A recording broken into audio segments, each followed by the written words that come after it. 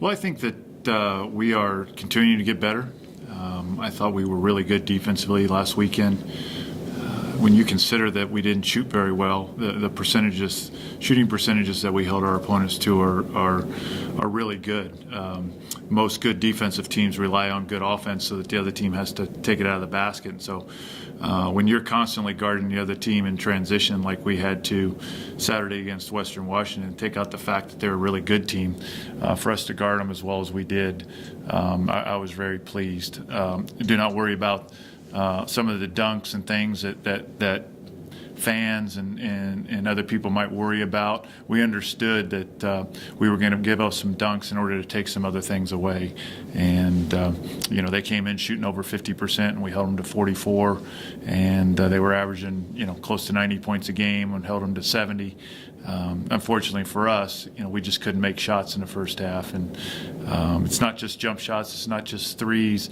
We are a little snake bit, struggling a little bit with guys missing bunnies. I mean, basically little layups. And when you don't shoot it from the perimeter as well as we do, you've got to take advantage of those opportunities. And for two halves in a row, the second half against Simon Fraser and the first half against Western Washington, we missed too many layups that were very makeable.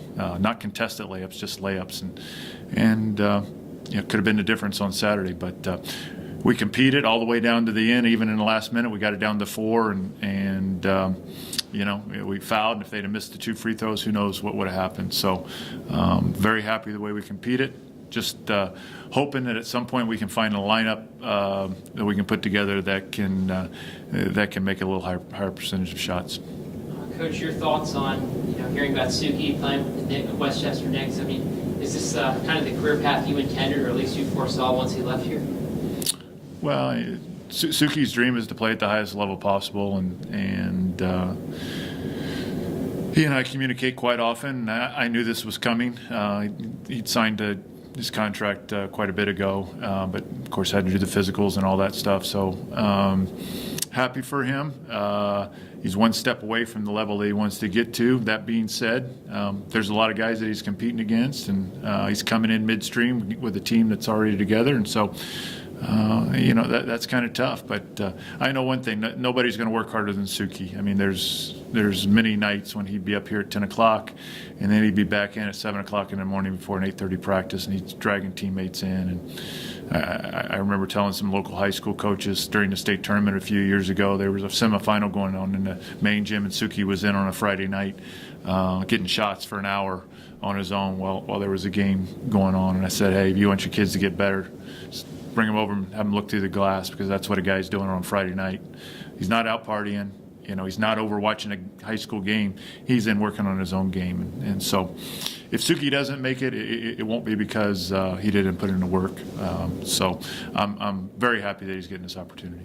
Have you given him any advice at all on what he could expect at the next level, or even trying to achieve that? Oh, yeah, we talked, and he listens, but he also has his best friend is Zach Levine. So, he gets it from Zach, as Zach's dad. But, Suki and I have a close relationship. And so, yeah, we talk about different things. And it's not always about X's and O's. It's sometimes about life decisions within pursuing your dreams. So that's what it's all about.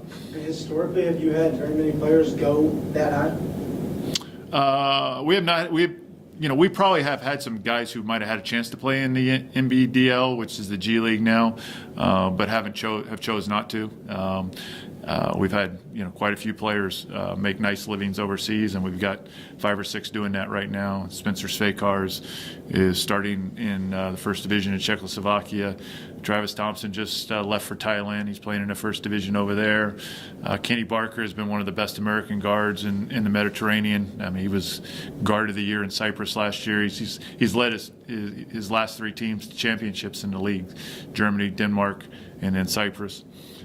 Kevin White is, if not the best, one of the top 2 or 3 defensive players in the Australia's top league. So, we have a lot of guys participating. Corey Hamill's now playing over in Ireland and averaging 20 points, 18 rebounds, and 3 assists, and doing things that Corey does. So, we talked to them about, hey, take care of your education, and then, go over and play as long as you can, and as long as you enjoy it. Don't worry about the money quite so much as the experience, and get it out of your system. If it works out where you make money, great. If not, you had a great life experience. Now, as for the team this year moving forward, I guess as you look at the second half of the season, do you feel that maybe the team has the ability to turn things around? I mean, Well, I think we're just a couple of possessions away. I mean, we're not TCU. We're not the TCU of our level. But I mean, I was watching the game last night, and they flashed up their last 5 games, and they lost 4 out of their last 5, and they lost 2 in overtime. Pretty. And they lost those 4 games by like 11 or 12 points. Sounds pretty familiar. And then they beat the number 7 team in the country last night. So, yes, it can be done. Whether we can do it or not, we'll see. We're working hard. We're trying to get better. We're trying to find an offensive lineup that can hopefully close the gap between our offense and our defense. And, we're a possession or 2 away from St. Martin's. We were possession away versus SPU. Overtime against Central Washington. We missed 2 free throws in the last 28 seconds and gave up a basket against NNU and lost in overtime.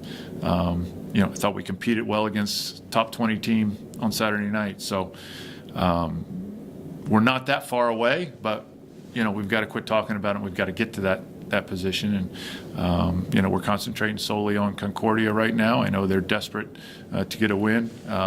They've had a lot of close games also, and been very competitive. So we know that they're going to come in and try and jump on us. So we've got to be ready for them on Thursday night. Has it been frustrating at all? Well, it's always frustrating when when you get good shots and you don't make them, when you get opportunities and you miss layups. When you do the right things like we did at the end against NNU, where we got to stop and we got fouled and we got to the free throw line, and all we have to do. I mean, we're a good free throw shooting team, and we still miss one, and then something happens like it did. But we are limited offensively. We're not going to fool ourselves. You don't go 18 games into the season shooting the percentages that we are. And so we're trying to try different combinations. We told the team today, it's nothing that anybody's done specifically at any position. So if they're changed positions or playing with somebody else, it's just the effort on the coaching staff's part to find a group that hopefully can be a little bit more efficient offensively. Everybody's still going to play. I mean, we have 10 guys. Everybody's still going to play, and the minutes aren't going to be that different. Just might be different guys that you're playing with, and you might be at a different position.